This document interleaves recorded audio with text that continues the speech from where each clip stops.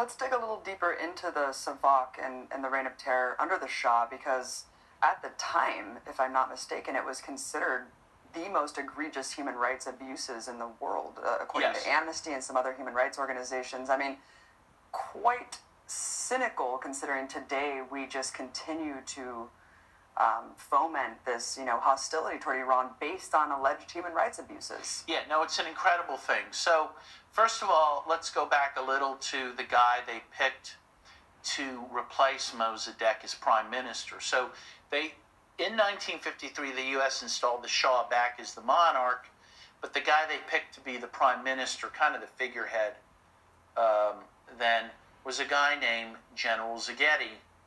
And the reason they picked him to be a leader in the new government was because he was the most anti-communist person they could find, and they knew this because he collaborated with the Nazis during World War II.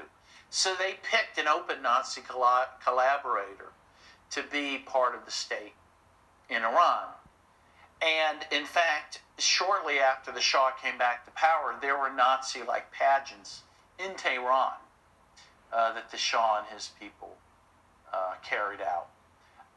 But beyond this, the CIA helped set up the SAVAK, which again was the security apparatus which used both professional but also civilian people to spy on everyone in society. But they also used torture to keep the Shah in power.